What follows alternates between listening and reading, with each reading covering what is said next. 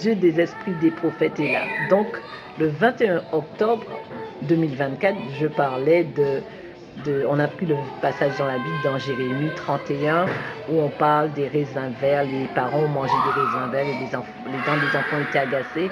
Et le Seigneur dit qu'il fait une alliance nouvelle et que nous ne pourrons plus dire cela. Et j'avais enseigné cela le 21 octobre. Mais le 21e jour de jeûne, puisque nous allons vers la 40 jours de jeûne qui se termine le 18 novembre.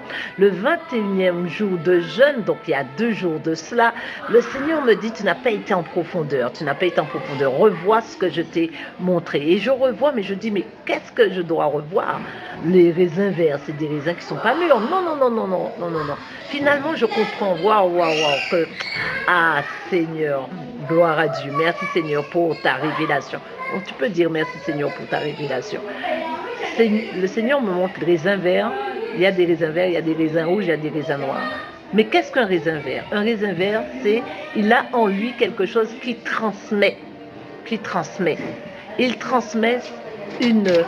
une réalité, il transmet quelque chose. Il a une molécule une vitamine B6 qui permet la transmission. Qui fait que quand tu as mangé les raisins verts, en tant que papa, en tant que maman, en tant qu'aïeux, tu transmets cela à tes enfants. Parce qu'il n'y a pas l'alliance qui arrête.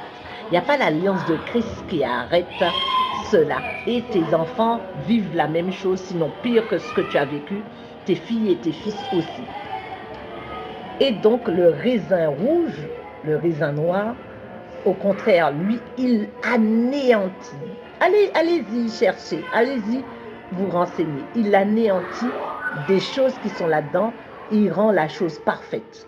Et c'est pour ça que, regardez bien au marché, le raisin rouge ou le raisin noir est beaucoup plus cher. Le raisin vert avec la vitamine B6 transmet. Donc, je vois qu'il y a quelque chose. Et je dis, Seigneur, alors vas-y plus fort, plus loin, plus haut, plus profondément. Explique-moi, Seigneur. Explique-moi. Que quelqu'un dise, explique-moi, Seigneur. Et donc, le Seigneur me montre que l'alliance que je fais avec vous, cette alliance-là, elle est une alliance, c'est une alliance qui est considérée comme le raisin mûr. C'est une alliance de sang, en fait. L'alliance de sang va te permettre de ne pas récolter ce que ton père et ta mère a mangé, les raisins verts qu'ils ont mangés. Dans ta lignée de sang paternel, dans ta lignée de sang maternel, tu ne vas pas récolter ce que tes pères et tes mères ont mangé. Mais il y a 3 choses qui font. Tu vas me dire, oui, mais je suis enfant de Dieu, etc. Oui, mais il y a 3 choses qui peuvent te faire récolter. S'il y a une alliance, déjà, qui prédomine l'alliance. Première, avant que tu ne connaisses Christ. Dieu, malgré sa divinité, ne peut pas venir et dire « j'enlève le péché qui est dans ta vie ».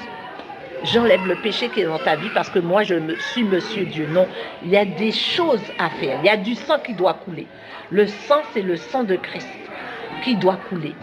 Le sang de Christ a coulé pour toi et pour moi. Donc quand tu acceptes cette alliance de Christ, tu acceptes le travail qui a été fait, l'œuvre achevée de la croix. Et tu es conscient que, effectivement, c'est ce sang-là qui va m'empêcher de récolter les choses que mes pères et mes mères ont fait. Mais pourvu que tu sois conscient. Donc, il y a premièrement l'alliance qui peut permettre à l'ennemi de t'influencer, peut influencer tes choix, influencer ta vie. Parce que tu ne connais pas qui tu es, parce que tu es ignorant, parce que tu ne sais pas qu'il y a une alliance déjà qui est en train de travailler dans ta vie pour l'anéantir, l'annihiler avec l'alliance de Christ. Donc, premièrement, le diable peut passer par l'alliance de tes pères, de tes mères, et deuxièmement, c'est parce que tu es ignorant. Troisièmement, parce que tu es dans la désobéissance. Donc, je t'invite à venir écouter ce message. Je t'invite à venir prier avec nous. Même si tu ne jeûnes pas, viens prier. Viens écouter le message que Dieu a donné à sa servante, la prophétesse Rachel.